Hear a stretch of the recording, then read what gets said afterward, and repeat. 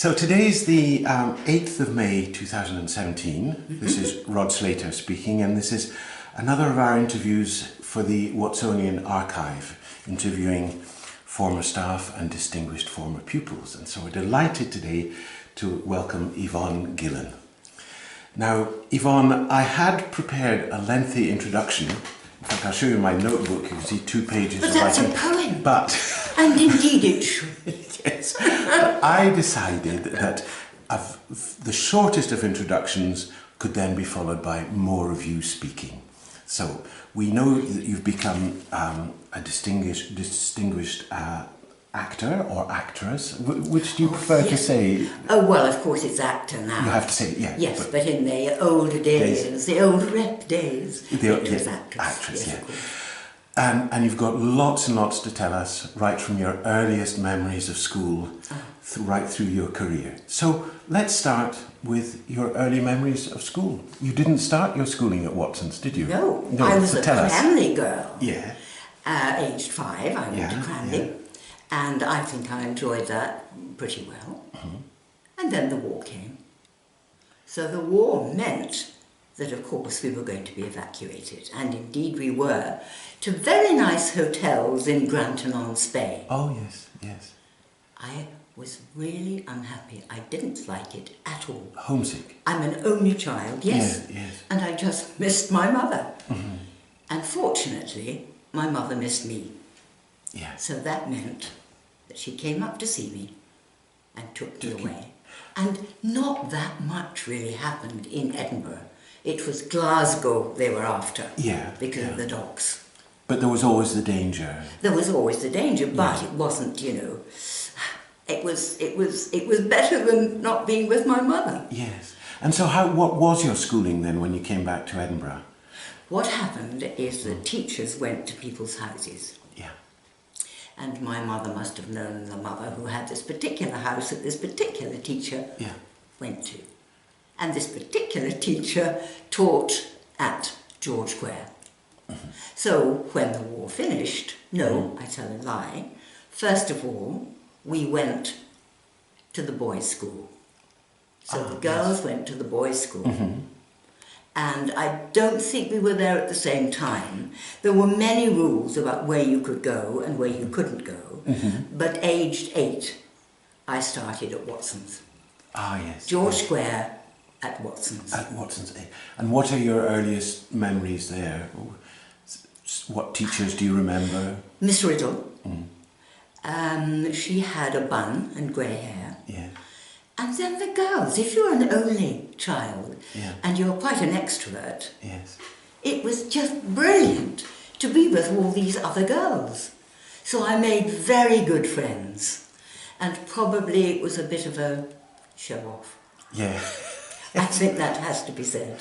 You were always very creative right from the start. You loved singing and dancing. I was just thinking recently, that I wrote a little play.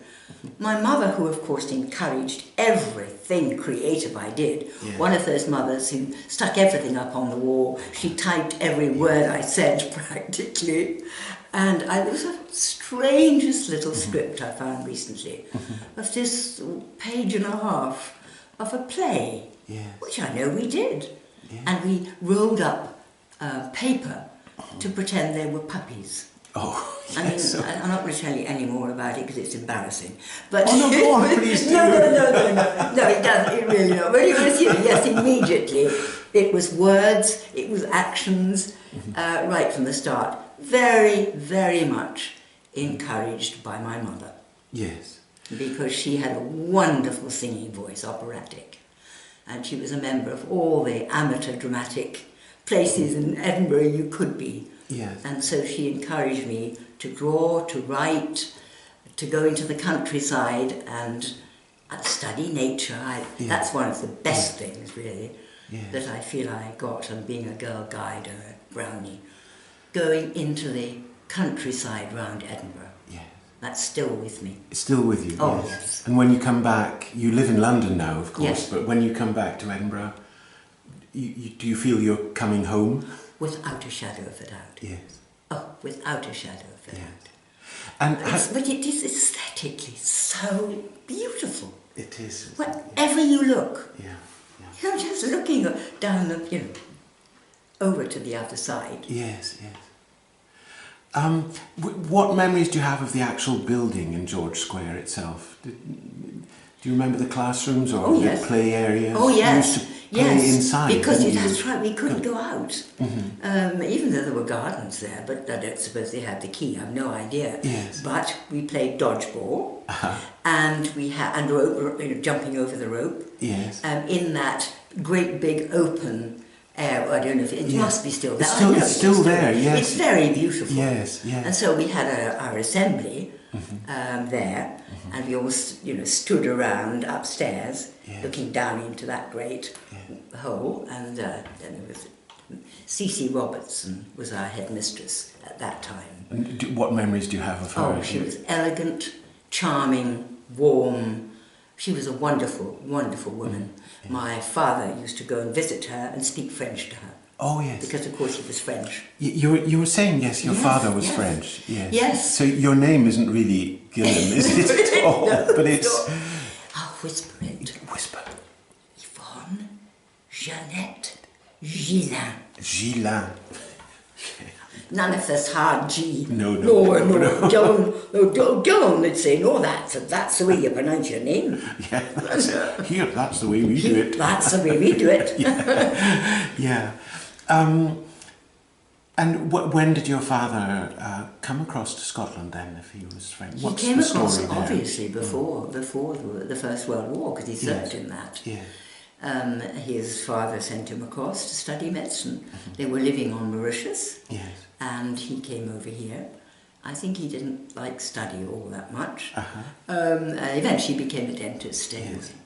And he adored Scotland. Yes. He just adored it. Because, of course, he liked to fish and shoot, and particularly stalk. Yes. And he did that all his life, did All he? his life. Yes. All his life, yes, he did. Loved that. Yeah. And now, to come back to some school memories, the friends that you made then, you're still in touch with? Of course, we exchanged book titles. Yes. Yes. And when you're here, you meet up? Jenna's. Of course, where else? Coffee. Yes. On Wednesday. On a Wednesday morning, is it? Yeah. Oh, absolutely. So you all meet up and with chat Zimmer about... frames, all of that. Yes, we do. We meet. And it's so good. The last time, I said to them, about 5 or 6 of us, which teacher would you like to have sitting at the other side of the table? And they all said, Miss Carnan. One teacher. So I became an actress. One of them, it was an art teacher. The other one was deputy head English. Yes. So we weren't doing the same thing. But you all remembered this Miss Carnan. Why was that? I think she was a very, very good class mistress. She was calm. She didn't lose her temper. She didn't seem to be particularly vulnerable. She was strong and kind and interesting and interested, both. Oh, yes. She really was an exceptionally and so she enchanting. She influenced you all, left her mark. Then. Yes. I think it wasn't that she illuminated anything particularly, perhaps like maybe an art teacher or a music teacher or a history. We had a very good history department. Yes. But she was porous. Yes. And interesting and interested, and I suppose some people are more lovable than others. It's as simple as that, isn't it? Yes. And then, now, you're always interested in acting, as you've just told us a couple of minutes ago. Your first experience on the professional stage, as it were, was in Perth, is that right? It was before that. Oh, before that. Ever since, like, am I okay, making go that? On. No, you're right and I'm wrong. Oh, I will, you right now. It's from what you wrote in an article. Yes. No, but tell us about these stunts. It was before the little walk-on for the Wilson Barrett Company. Yes, it was. So, there was a drama school here. Yes. And run by Sybil Atwell in Murray Place. Oh, yes. Where else? And I was sent by my mama. Yes. Because it would be a good idea, she said, if I lost, I think that's a bit strong, that I could speak perhaps better than I was speaking. Let's put it like that. Yeah. There is a story about this, but it can take a long time. Please, we have time. The time it goes like this. I had an Auntie Mary. Auntie Mary was my godmother. Auntie Mary was brilliant at finding things out for me. She always arrived with a present. My mother used to be furious eventually because all I looked at was, where's Auntie Mary's present? Anyway, she found out that Bins were having a recording kiosk. Yes. A recording kiosk? What the hell was that? I don't even think there were those words. Yes. But you could go there and record your voice. Yes. So that's exactly what we did. My mother, Auntie Mary and myself. We went to Bins and I didn't quite know what was going to happen, but I was told that we were going to record my voice and that I needed to stand there in a particular place. So I stood there and there was this man in the recording booth and he turned on some switches and so on. And my mother asked me questions. And I suppose I was a wee bit nervous, but I answered the questions. And then Auntie Mary said, "You're going on a cruise, dear, aren't you? Quite soon with your mummy." Other grand cruises in the 30s. Yes. And I said, "Yes." "You're going to miss your daddy." "Oh yes, I probably am." This wee voice. And then they say, "Why don't you sing that Shirley Temple song?" "On the good ship, lollipopping." And honestly, I've got it, on disc. It's on disc. Hidden away. No. Of course, the grandchildren then get that total hoot. Yes. So it was after we sent a copy of it to my Uncle Jack, who was in India doing the tea planting business of a new life, those young guys from Edinburgh in the late 20s, off to India, tea planters, polo ponies, all of that. So he wrote back, probably telegrammed back, "You should do something about Yvonne's Scottish accent." Of course, he had a Scottish accent too. So off I went to Sybil Atwell's Saturday morning class, one-to-one, not with other children. Do you know, all the exercises that I learnt there, I use teaching businessmen, politicians now. Yes, we'll come to that later, but that's been a very important part of your career, hasn't it? Yes, important. Voice coaching. So the breathing, the relaxation, all of that. All these vocal exercises. But particularly breathing. So you end up by having your first child in 3 hours. Not 3 days. Because you know how to. Yes, the relaxation. Yes. And all of this really came from London and the Central School, all the drama schools there that were beginning to open up. And Sybil Atwell had been, I think, part of that, came to Edinburgh, opened this little school, and I went to the class on a Saturday morning. So it is quite a long story. Yes. But you were called up to Perth at very short notice, weren't you? Yes. Let's go back. But so the phone rang, and Sybil Atwell answered it, and it was somebody from Perth in a desperate state because they were doing Jane Eyre. Yes. And the girl, I don't know how old, who was playing Adele, had gone off probably to have a baby or something like that. You never can tell. So would somebody go? Well, of course, my father being French, that was, but also I was just right for it. Yes. I mean, Sybil knew a lot about a lot of things to do with theatre. So up I went with my mother and my aunt on a Saturday and learnt it over the weekend and was on Monday. So not a very long period of rehearsal. No, but it was all fine. I mean, it's what, I was asked to do it. I know I wasn't nervous. You weren't at all? No, not at all. And that was your first experience on the big stage? Yes. Then you carried on through school and you were offered a part. Quite quickly after that. Oh, yes, go on. Dundee wanted Yes. me to go up there. Yeah. Then London had heard that it had worked okay. Yes. And my mother went to C.C. Robertson. Yes. And they talked it through. Mm-hmm. And they said, look, she's not going to pass highly her hires. I'm sure you would have done, but No, you I don't think so. Again, maths, science, a lot of things I really had blocks about. Mm-hmm. But theatre, drama, art, history, English, all of those. All of that, yeah. With art particularly good too. So up I went, you know, to the Wilson Barrett Company. Yes. For the simple reason that it was in Edinburgh. Yes. So I said goodbye school, Mm-hmm. and I joined as a student. Yes. A big repertory company. Yes. At the Lyceum Theatre.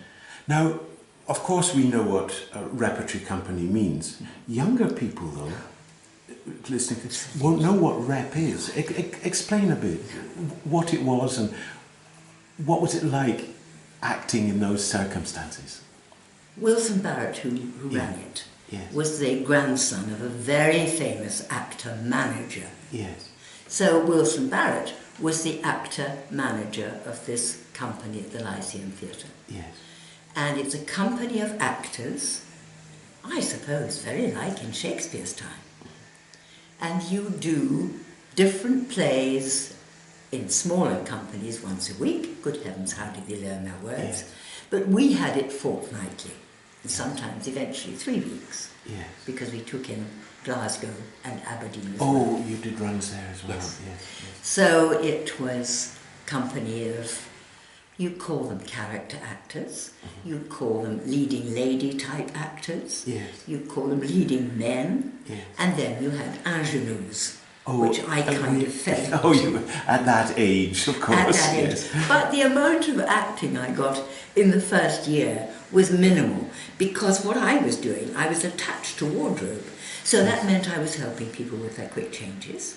I was sewing in all sorts of things and taking up hems. Hopeless. Nobody had given me a test as to whether I could sew or not. You just had to do it, I though. just had to do it. Yes. And learn all the time from Yes. watching rehearsals. Just seeing how the whole thing was put together. Absolutely. Learning your craft in a way. Learning Yes. my craft. Yes. Exactly that. And in rep, sometimes actors would have a main part, and then in the next Yes. play there'd be Yes. quite a minor role. Yes, yes.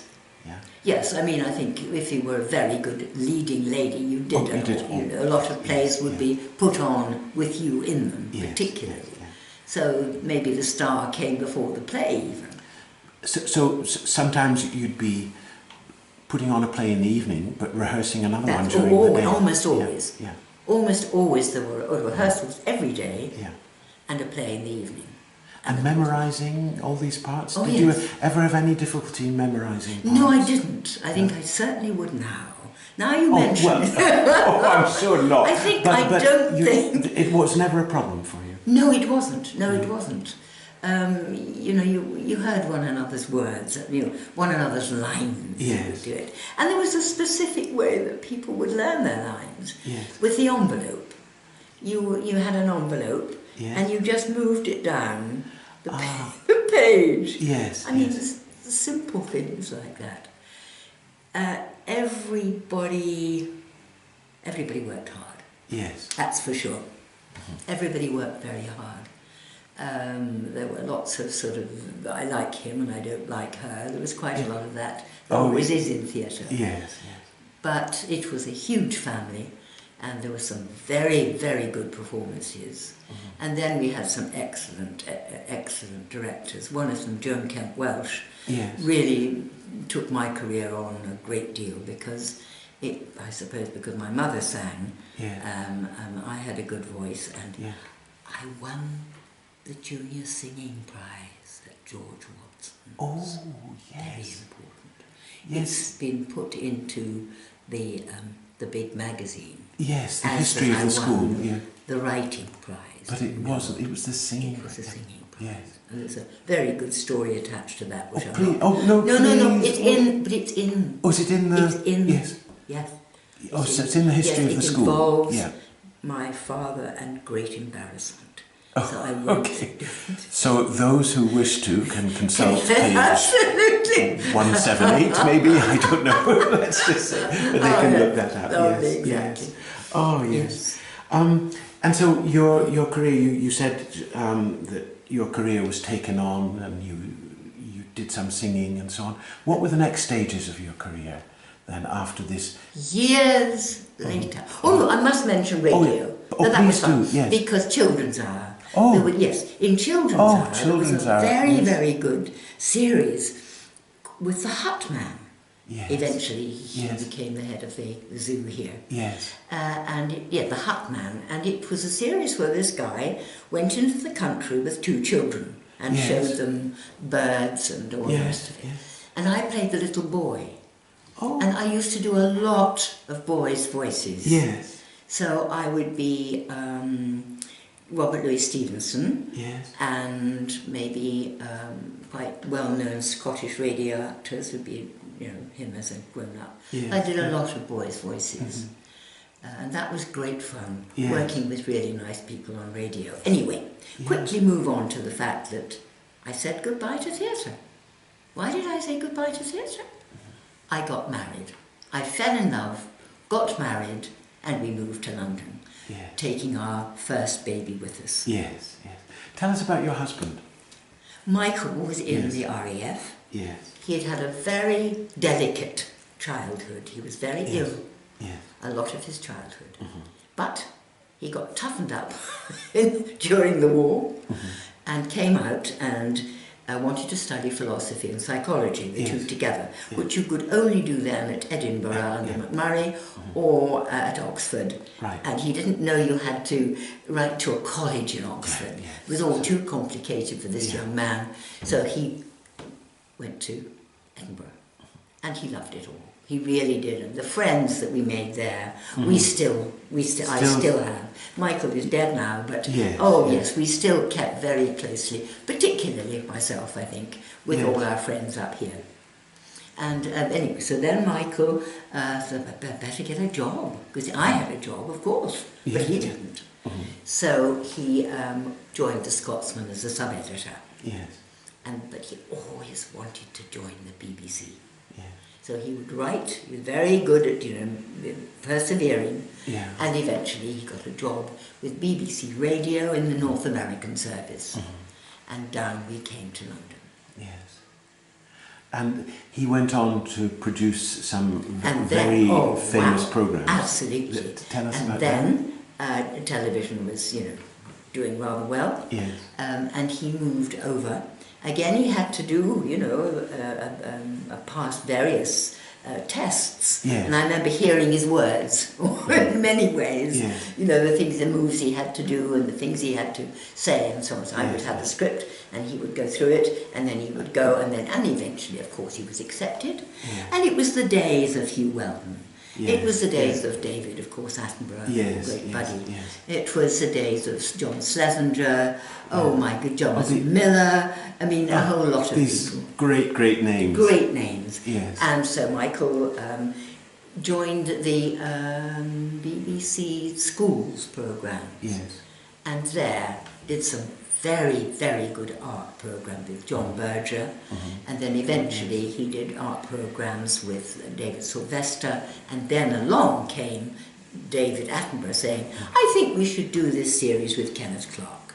Yes. So there are many very good books talking about how they met and how they got on or didn't get on, Michael and Kay, but eventually they did, because they both loved love and beauty. Yes. They were both lovers of beauty. Yes. And they got on so well, so that was a great series. And they produced Civilization, which still can be watched today. Terrific. It hasn't aged at all. No. Not at all. No. And again, I'm still in touch with various members of that family too. Yeah. Kenneth Clarke had a reputation of sometimes being difficult. did he? Or was he an easy man? I would never have said difficult. No, oh right. No. Sorry, I think he was. I take that back I then think publicly. he was what Yes. no, I think he was what he was. Yes. I mean, he was knowledgeable and arrogant and, a certain sort of Englishman. I think the English are very difficult. Yes. Although he's actually Scottish, of course. Yeah. Oh, yes. Of course he is. But I think the Brits are, the French are difficult, the English are difficult. Who's not difficult? Yes, but that particular, I know best. But, what a joy. We got on really, really well. I was brought in to see the very first final programme before anything went out. Because Michael said, we should have... No, Kay said, no, we'll have Yvonne. Oh, good. So we got on really well. Yes. And that was good. Yeah. And the documentary series America as well. And then that was great fun Alistair too. Cook. With Alistair, yes. Yes. And I went on the recce's You with did? Michael. Oh yes, yes, that was pretty super. And Alistair playing the piano, he played beautifully. Yes. Yes, and Adrian and I, we went and stayed with them, I remember. Yes. We went to a wedding in Detroit, then we went to New York and stayed with friends, the two of us, and then we went to Alistair's and Jane, that's his wife, their place, right out on Long Island, and swam in the sea. Oh, yes, what sort of person was he, Alistair Cook? He always came across as very genial, very slow-burning. Yes, I think he was a journalist. Yes. He was a journalist. He got on, I think, with most people. Yes. You couldn't say that Kay would get on with most people. No. No, but certainly Alistair could. But yes, Alistair could. He'd gone to America as a young man. Knew a lot of people in the film business quite quickly. I think he'd wanted to be an actor at one point. Or writer, but he wanted to be in the theatre in some way. Yeah. So he was in Hollywood at different times. Oh yes, his letter from America every week on Radio 4 was just unmissable. Wasn't it? It was just part of our lives, wasn't it? Absolutely. Yeah. And then Adrian wrote one of his books, his letter to America. Ah, yes. That was one of the later books. So Adrian, your son, for those who don't know, yes. He wrote a letter to America. Yes, he wrote a book, a letter to America. Because our whole family, Michael's particularly, is very caught up in people going to America way back centuries ago. Yes. You've made some film appearances. Theatre then came back, didn't it? Theatre, the whole thing started again. Yes. So two boys. Once the boys had two boys.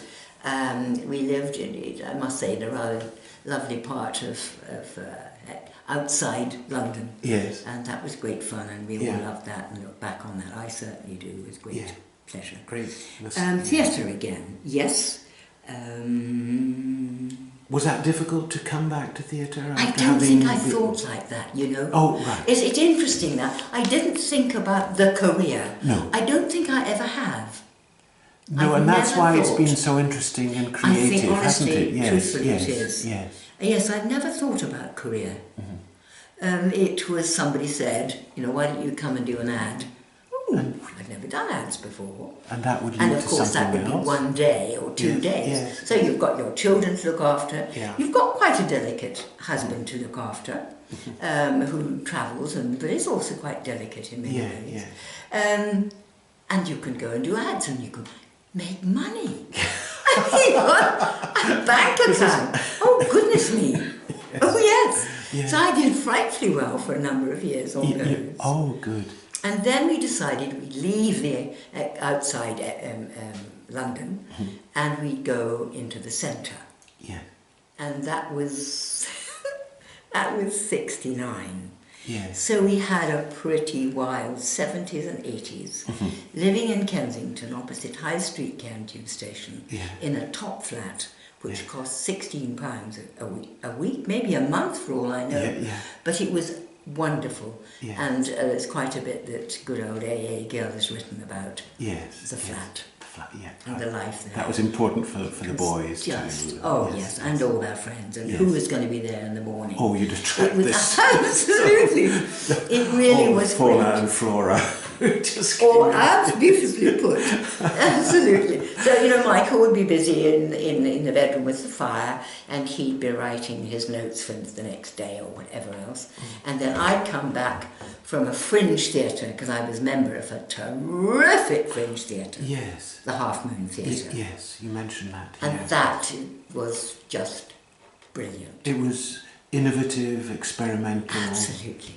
I mean, we influenced so many different people in the RSC. I mean, Nicholas Nickleby, for instance, took many, many things from us. Yes. And we, of course, had taken things from La Mama, from Mera. Also, it was just the most inventive, clever, brave, exciting theatre in a converted synagogue in the East End. Yes.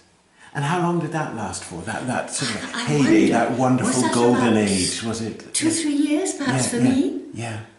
And the Bush Theatre as well. I worked there quite a lot.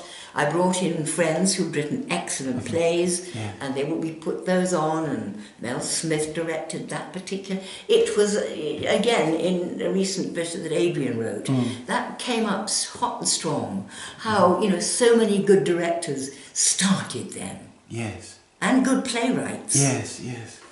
So it's a really privileged moment. It was. Oh, it was You can really. feel the enthusiasm coming across. Absolutely, it was super. Yeah. And then somehow, yes or no, maybe marriage wasn't quite, and then this, that. Somebody offered me the job to direct conferences. Yes. Business conferences. Yes. Happiest time of my life. So, What, Yvonne? Not the theatre? No. yes, it does seem... I mean, obviously you had the training and the experience to do this, but you didn't miss the sort of chaotic creativity of the theatre. Yeah. No. I was writing scripts. I was directing. I was working with business people. I knew nothing about business. Yes. And that was good, because I learnt about them, and also what I had to give was something that they didn't have. So what did you have to give then? I had to give imagination. I had to give, above everything else, ideas. I've always been good at ideas. Yes. More than, other things. And what specific skill were you trying to give to these businessmen? I suppose I wanted to give them a bit of culture. So that when we went to Venice, it wasn't just, dancing girls and stuff like that. I had terrifically good guest speakers, John Julius Norwich. Yes. I used a whole lot of cantabile to sing, gondolieri. I had Gina Laura Brigida talking about her she's a wonderful photographer. I had Healy. Many times Healy worked with me, was terribly good. So I had good, wonderful guest speakers. I had mime, Nola Ray, working with lasers, mime and lasers together. I mean, really inventive, much more creative than I had ever been in the theatre. That's not about being creative. When you talk about lasers and mime and everything, that is theatre in a way, isn't it? No, yes, but I wasn't acting. I was actually making it happen. Yes. I was directing it, putting it together. It was my idea. And the businessmen developed their speaking skills, and their then out of presentation, it, and so on. Yes. Very good point. Out of it, although all the clever actors and people who came in, I mean, Dame Edna was wonderful for me once in Madrid. Oh, he was terrific, Barry. Yes. Yes, all of that happening. But it was about ideas.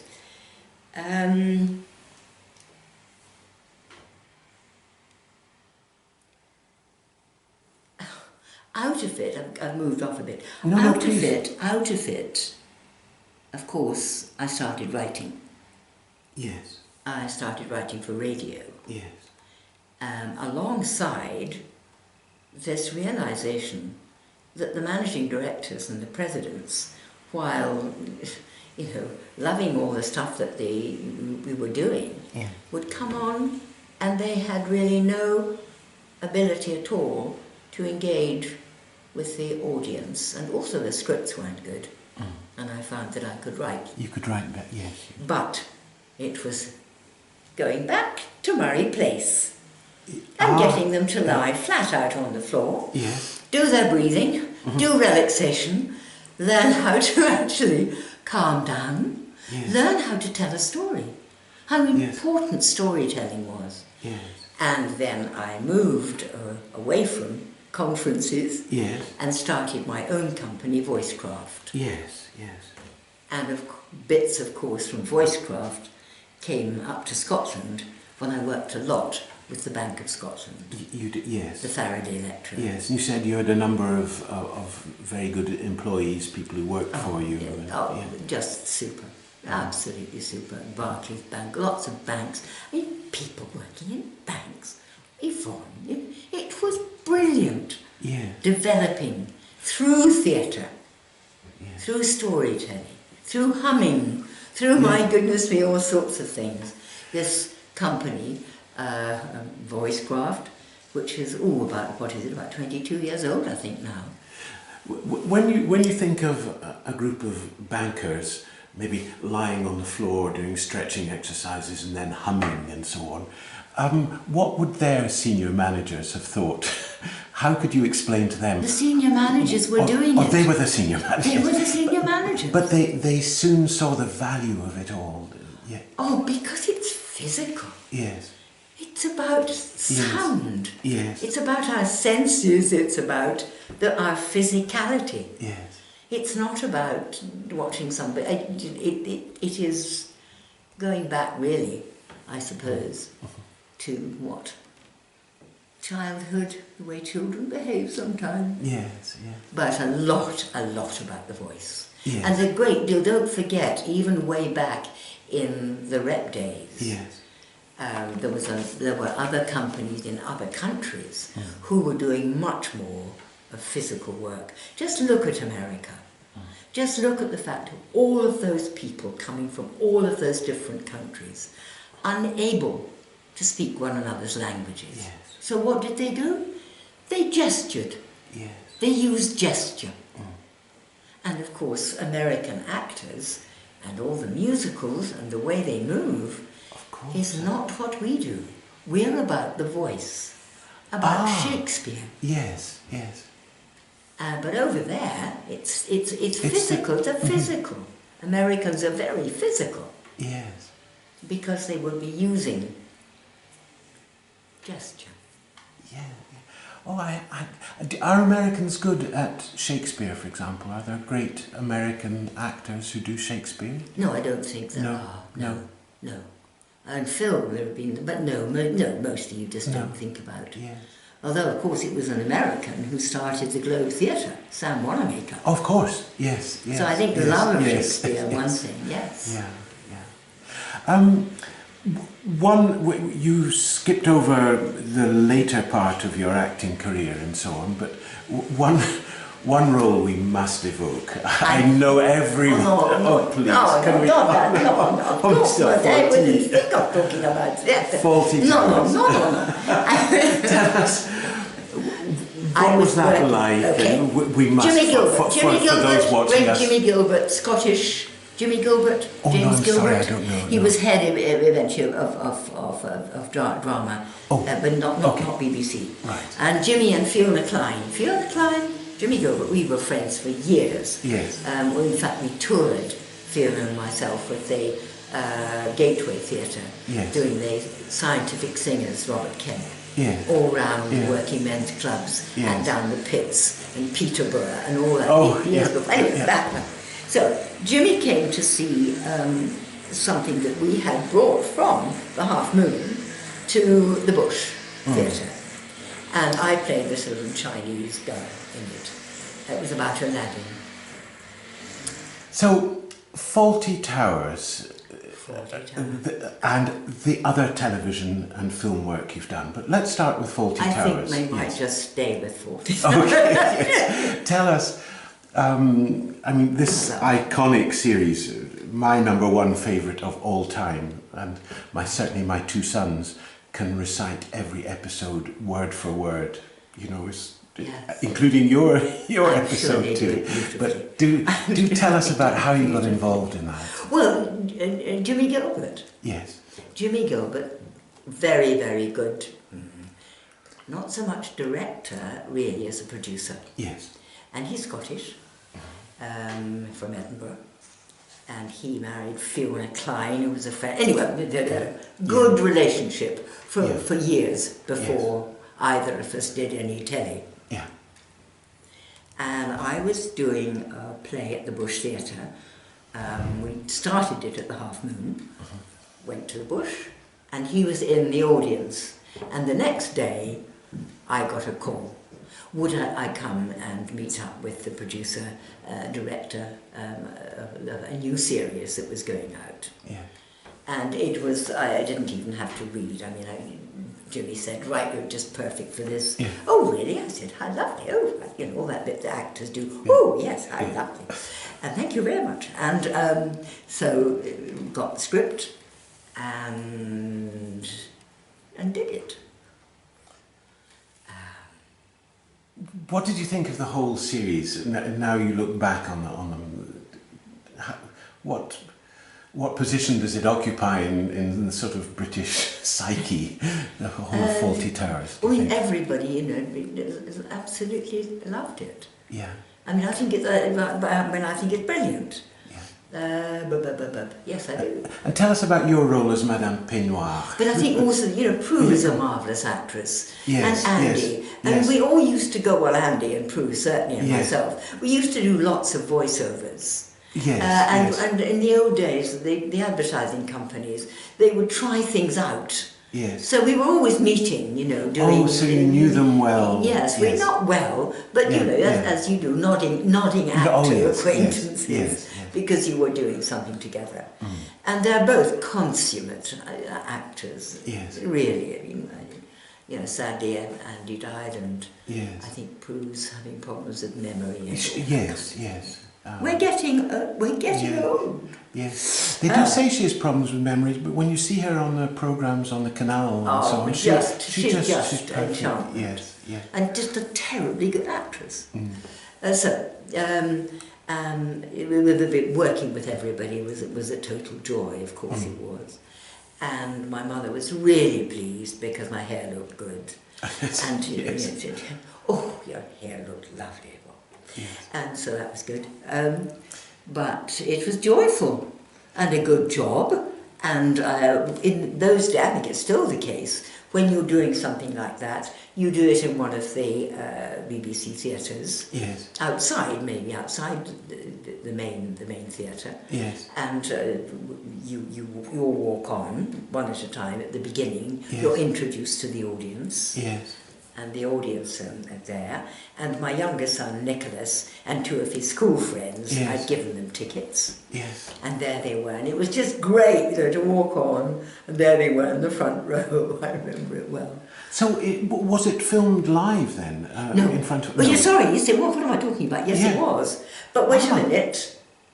Was it even though it was in different locations, sometimes upstairs, sometimes down, and so on? It was... Yes, it was. Yes. It was. It must have been. I don't think it was recorded. Yeah. But then, of course, they put in. Yeah. So it can't have been live on that. Whatever. But it was to the audience. Yes, certainly to the audience. Certainly to the audience. Yes.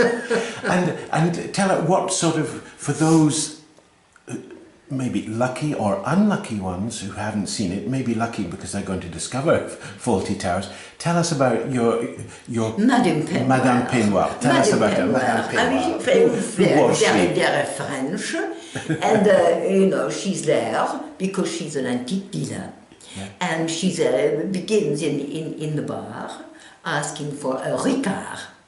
And he, you know, good old John Cleese playing that wonderful character. Yeah. Doesn't know what the heck that is. But anyway, it goes on. So she begins to tease him. Yeah. I mean, she's not really after him, even faintly, but she begins to tease him. You're a very, very naughty man, Mr. Fawlty. That kind It's one of the great lines. Absolutely. It's that with this, I think, slightly strange French accent. It's there, but it's got perhaps a little bit of Hungarian attached to it. Anyway, there we are. That's what Madame Penard was about. Yeah. And it was good. It was a very, you know, went through. The recording was very, very good and clear and clean. Nobody had to do things again, so it was good. Right. So, was there any element as you worked on the rehearsals before of changing the dialogue or no? It was very set. I think that's a good point. Yeah. Yes, it wasn't about improvisation. Not at all. Sure. You saying, I think this would work better. No. You did what you were told. Yeah. Yeah. Not at all. Yes. No. Yes. And I think that's the thing, of course, about acting. Sometimes, of course, you're with people who can do lots of wonderful improvisation. Yes. There are wonderful stories about John Gielgud going through that kind of situation. Yes. And at one point, the director, who I can't remember, but somebody with all sorts of open ideas, said, I want everybody to come up and just say something to frighten me. And so they all stand in a line and they go up, they say boo or whatever it is. And John Gielgud goes up and says, we open a week on Monday. Beautiful. Yes.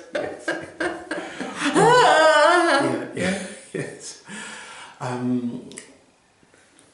So you also acted in various films and other TV. The film Chariots of Fire. Yes. What role did you play there? I played the lad's mother. Yes. And I have a wee story about that. Oh, go on.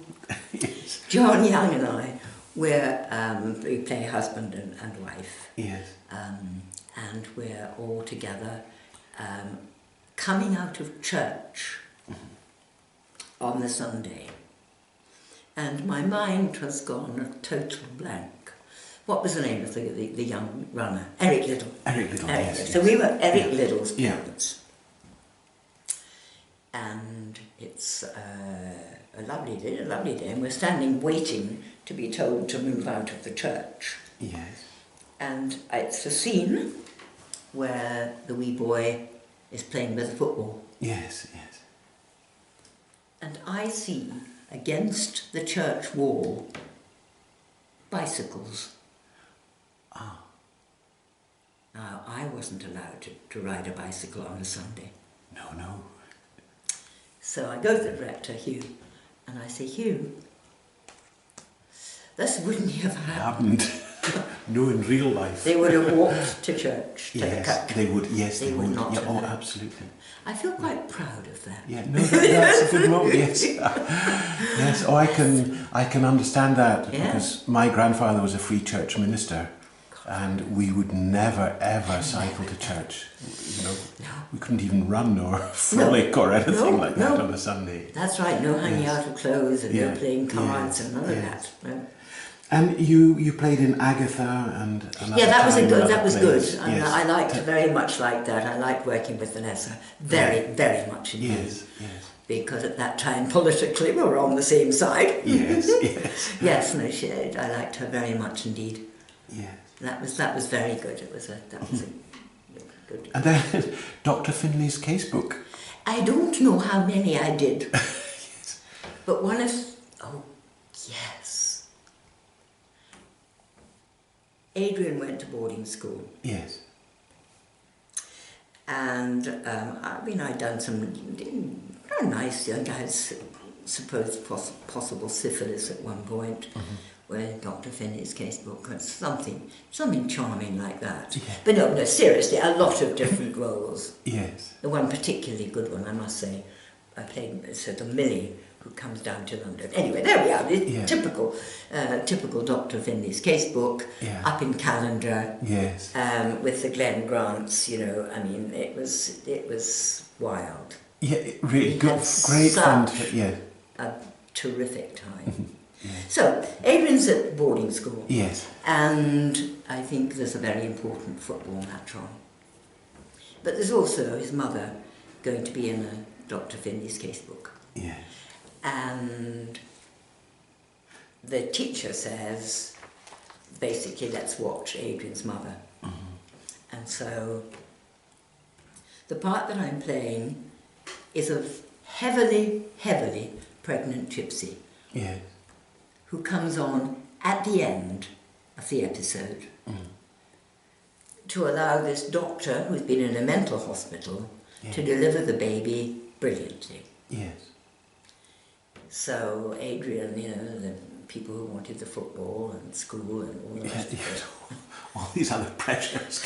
And I come on, dirty old gypsy woman, knocking on the door to get in. I've got, help me, all that bit going on. Oh yeah, help me, doctor. Oh, no, I've got to help me, help me. So, and then I'm put on this bed, and then David Burke, Johnny Nice actor, he's the doctor who does the delivery. Yeah. Boy, do I do that birth well. And does Adrian feel that he never wants ever to be my son again? Oh, yes. Can you divorce your mother? Can you? Hand across the face. Absolutely, yes. Oh, yes. They were great days, the Dr. Finley's casebook. Yes, oh, they were terrific. Yes. And all of those actors they're all dead now, aren't they? Yes. Bill. Yeah. I mean, Andrew was a great man. Yes, yes. He was a great man. Was he? What was he like to act with? Because he came across as sort of maybe a lovely character underneath, but quite sort of grumpy and not at all grumpy. But I mean, he was a man unto himself. Yes. I mean, I don't think he was probably the easiest person to act with. Yeah. I would have thought I don't think I did any scenes at all with him. No. Right. Yes. But no, I would have thought he must have been difficult to work. Yeah. And not difficult man, but difficult to engage with, really. Yes. Oh, I see. Yes. And a lot of actors, English actors, are like that. A lot of actors are. They act for themselves very much. Is that a quality, would you say, or I think also fault? went with the character. Yeah. He wasn't going to be a sharer, was he? No. Oh no. Very much the centre of the scene and so on. Now, earlier you mentioned that we must speak about St Martin's Art School. Yeah. Very important. So come because on, I forgot it in my interview, actually. No, I forgot it in the article. In the article, that's yes. Right. So do tell us. People thought, well, she did. Do tell us. Well, I think the best friends you have are the ones who are critical. And I've got a friend who said, what are you talking about, Yvonne? That's good. No, it really is terribly good. Or at least give you a nudge in certain directions. Yeah. When I moved from this big house in flat in Kensington to Primrose Hill, I thought, I'm going to learn French. It really is ridiculous. French, father, you can't speak it. Yeah. And a friend of mine said, no, you're going to an art class. Oh, darling, I said, no. Oh, look, she said, you did art at school, and Adrian went to the Slade. I think it would be good, because she was doing that. Annie Rouse, she is now Annie Holloway, an actress who's now a terribly good painter. So I found a class, and again, teachers. An excellent teacher for beginners. Yes. She was super duper. Yes. And I was there for several years on a Thursday evening doing my art. And then she said, you can do your foundation here. And I remember Adrian, of course, doing his foundation. Yes. He went to St Martin's to do his foundation, and then he got into the Slade. Right. Because he started off as a painter. Yes. And so, I thought, well, that's a thought and a half. And I did. Well, of course, I just loved it. You did, yes. I loved the year doing the first year, the foundation. It was just super. Was it just painting or sculpture? No. Photography, sculpture, what did I do? I did all sorts of things. You did everything? Oh, yes. Yes, in fact, I just got one of them back from Adrian, loved it so much. And he took it from the final show of the foundation. A sculpture or a... Well, it's more than it's a bit strange. Yeah? Yes, it's one of those lovely wooden herb racks. Oh, yes. Right? Yeah. Herb racks. Yeah. And I've got obviously different herbs in each one.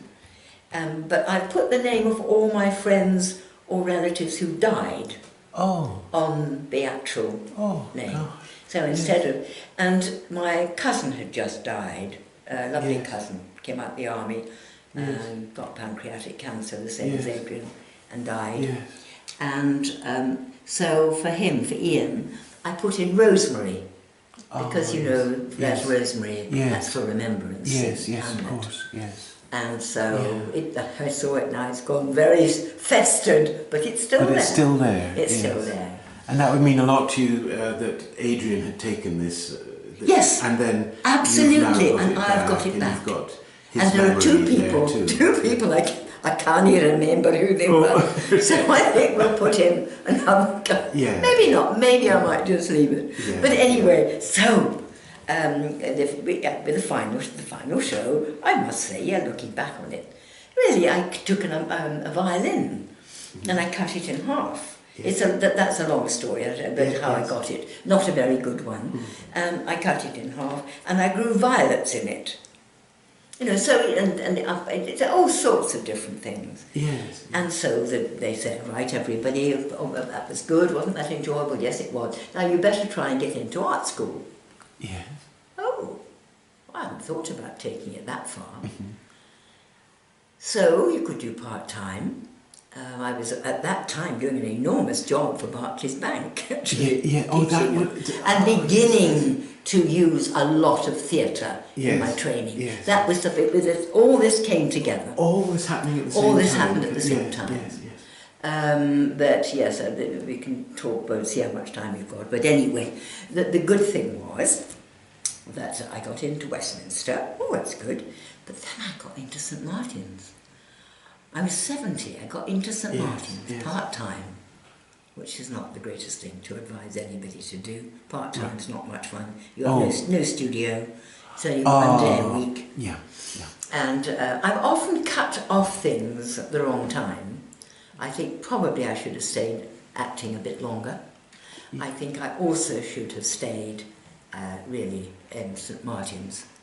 Gone on to full-time instead, but I didn't. I didn't do that. But looking back on my life, I think I've cut things off before. Yes. So there we are.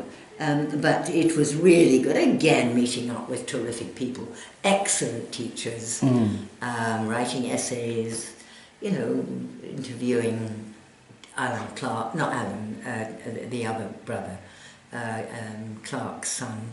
Alan Clark's son, I'm not sure. No, not Alan Clark, no, Kay's second son. Oh, yes, I don't know. No. Colin Clark. Colin, I don't know. And anyway, so, you know, do all that, getting good essays and enjoying them, and getting A's, and wow, you know, it was all pretty good, really. I enjoyed that a lot. So all the excitement of learning and creating, that's that's never left you, has it? No, it never left me. But I think probably because I had left school before my lowers. Yeah. No, I took my lowers. Yes, but before the highers. Yes, but it was, you know, they said, when my mother went, should she go an actress or be an actress or what, they did say, well, it's unlikely she's going to. So that's fine. It wasn't about going to university. There we are. Yes. And my mother was very bright, brighter than me in terms of learning and stuff like that. Anyway, so it went the right way. Yes, it did go the right way, because I'm a fellow at London Business School. Yes. And I'm a fellow at the Saïd Business School. In Oxford, yes. All of that, which is quite exciting, and that's, of course, about bringing new ideas. Always about new ideas. And you're quite right, a lot of them based on theatre. Yes. Exactly what you said, and I dismissed it slightly. Yes. It is all about, my teaching is all about theatre. The wonderful people who work with me. I don't do the big jobs anymore, I do one-to-ones. But we do these wonderful jobs with multinational business people from all around the world, and they come, we have a day with them, a leader as performer, is one we do, and voice, vision, vitality is another one. Yes. And it's about theatre and acting. And So you're still doing this? I still do one-to-ones, and yes, I still yes. have my company Yes. with these terrific, now they're interesting gang of people, a lot of Oxbridge University, lots of languages, but they've all done theatre. Yes. And they teach At an age, magnificent. how can I put this tactfully, at which many people would have retired, maybe not the Duke of Edinburgh, quite, and you still feel that you're enjoying it, you're engaged with the work. You wouldn't like to. Yes, I am going to move a little bit more into art. You are, yes. I think, and again writing, because I wrote it was a good play. Stuart Conn directed it for me for radio. Yes. So I think I'm going to try and do some more writing and some more art. The important thing about, of course, teaching is it pays.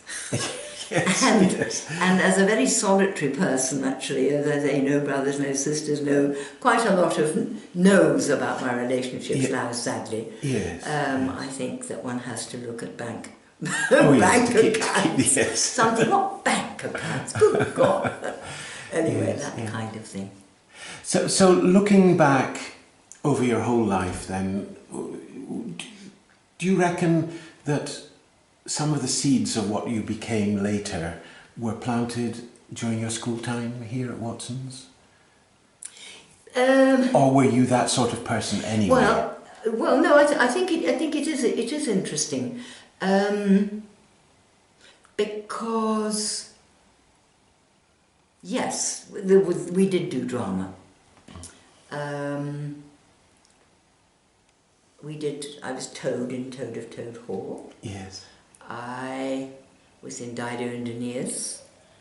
I couldn't sing in harmony, so Mr. Langdon moved me to sing a jolly nice solo, which I can give you. Oh, I was going to say, What, your glasses? I can give you now. Oh, yes, please do. No, I don't think so. There we are. But no, come on, Yvonne, settle down. You're getting overexcited. No, I think that. No, the person who really, in fact, encouraged me is my mother. Yes. It really wasn't the school, no. No. Do I think that Watson's encouraged my creativity? Not at all. No.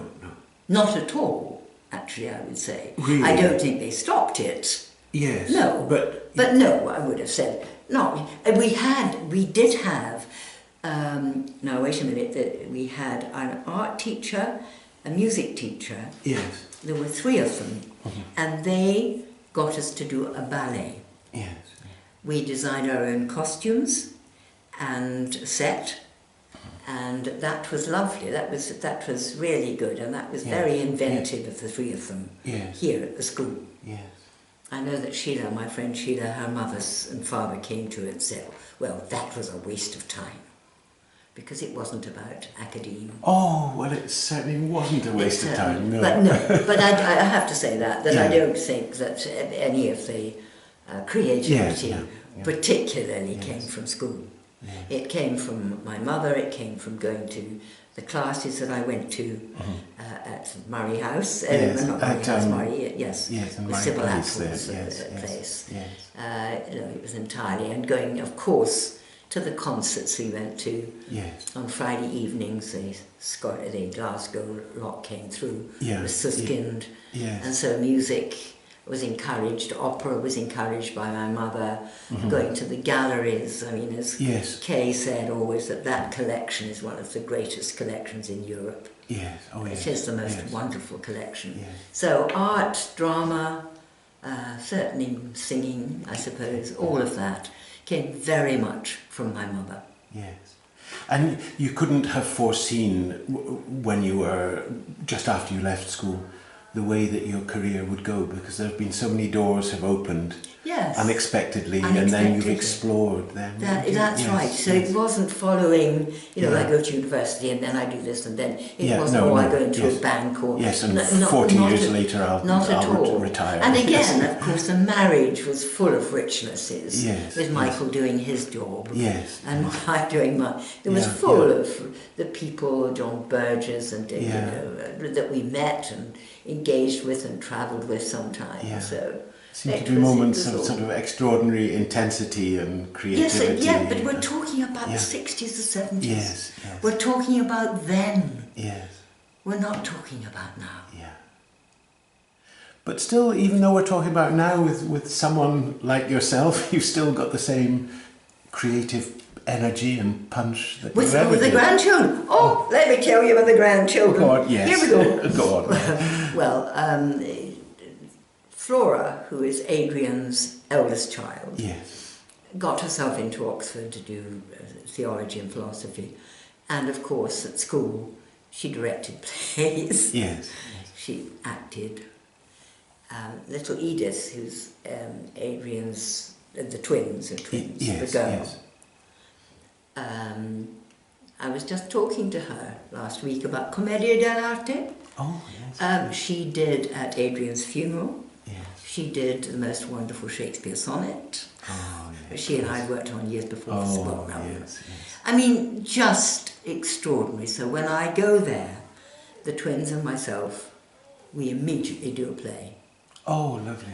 Whatever it is, somebody picks up something and says, okay. And so you be, yes, okay. And then I'd like to be the daughter, but can I also be the cat? Yes, of course, Edith, yes. Just brimming with it. Brimming with it. Yes. So, that's all pretty delicious. The grandchildren are magnificent, I have to say. Good. And then, who was more creative than Adrian in terms of words? And works and ideas. His words, just his and his mastery marvellous brother, of course, who was this magnificent chef. Yes. I mean, just looking at what he did, Michelin, the youngest Michelin chef in the country. Yes. But, wouldn't it be nice to have them around? Yes, of course. Yeah, so this is a postscript to the main interview, but I hope it will be edited in. Just in our little conversation after the end of the interview, you just remembered about an experience of doing a play together with the boys' school. Can you imagine? No. Can you imagine? Now, how old would I be? I would be 14. Yes. And I was still not one of the really senior people. Yes. But because there was a particular part in this Bernard Shaw play, You Never Can Tell. Yes. My mother was phoned up and asked would I stay after school to do a play reading with my people from my school, but also with the boys' school. Of course, she said yes, and we did that. And it was a play reading, and there was a guy from the school called Robert Irvin, and there's Jean Sylvester from our school, and myself, and we did this play. It was good. It was really very good. It was most enjoyable. And then this boy called Robert Irvin decided that we should start, away from the school, a club called the Hesperus Club. Yes. So, and of course the Hesperus Club had James Lockhart in it as well. Now James Lockhart, do you know about him? No. He went to the school, and he was eventually became a conductor and a wonderful accompanist for that beautiful Welsh singer. Mine's gone a blank, but that can be looked up on anything. Right. Yeah. And so he conducted the school orchestra. Yeah. And there was somebody called Telford, I think, as well. So we got together. Yes. And Robert wrote a play, and we ordered that. We made our own sets, our own scenery, and we hired a hall, and we put this on for the public. Oh, so not here in the school hall at all? No, you hired a hall outside. The Hesperus Club. Yes, so you're quite And separate. I sang to music. Yes. Oh, no, that one. and Lockett played. Yes. And we were all in this play. Jean was very good in it. Jean Sylvester, good actress. And Una Russell, she did ballet, so she did a dance. And a book had come out about that time called The Blue Door Theatre, The Swoosh of the Curtain. And I know it influenced Judy and also Maggie in the theatre. They loved it when they read it as children. I did too. And it kind of influenced us. We put this on. And then about a year later we went, some of us, on a hitchhiking holiday. And Robert eventually ran the Summer Isles Hotel. If you've ever been there, years and years ago.